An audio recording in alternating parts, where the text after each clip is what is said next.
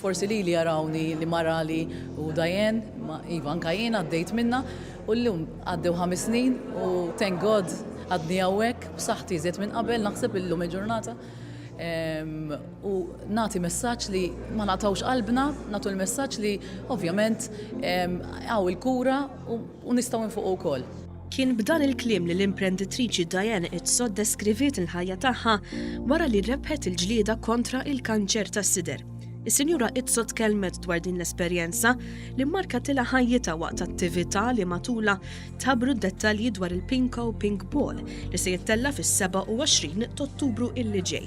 Kienu ftit dawk li jafu li Diane minn barra li hija attivista dwar l-arfin fuq il-kanċer tas-sider għamlet perjodu ta' żmien maħkuma minn dan il-kanċer erridi. Ovvjament niġġieldu dil-battalja li anke jien għaddejt minnha. Illum il-ġurnata, illum iddeċidejt li noħroġaw u nkun spontanja u biex nagħti kuraġġ il dawk li hemm minn barra. Ja saħqet dwar l-importanza li n-nies jieħdu l-prekawzjonijiet kollha sabiex tonqos kemm jista' jkun il-possibilità li jfettx il-kanċer fis-sider jew inkella jinqabad fi stat kmieni ħafna.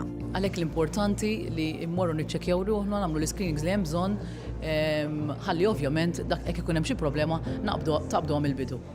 Il-ballu Pinko Pink Ball huwa l-aħħar avveniment tal Pink October u din is-sena se jsir fil-Barracks tal-Forzi Armati ta' Malta bilan li jinġabru iżjed fondi li jintużaw biex jiġu mejjuna diversi pazjenti milquta mill-kanċer tas-sider.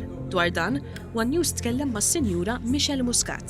The Pinko Pink Ball huwa ballu li ħajkun jagħtjala il-kampanja Pink October 2018 hija xi ħaġa sabiħa, avveniment li l-antijow li nieħdu pjaċir, imma wkoll li nagħlqu dil-kampanja b'messaġġ pożittiv. Il-banda tal-Forzi Armati ta' Malta seddoq matul is-serata kollha bil-parteċipazzjoni tal-aqwa talent Malti.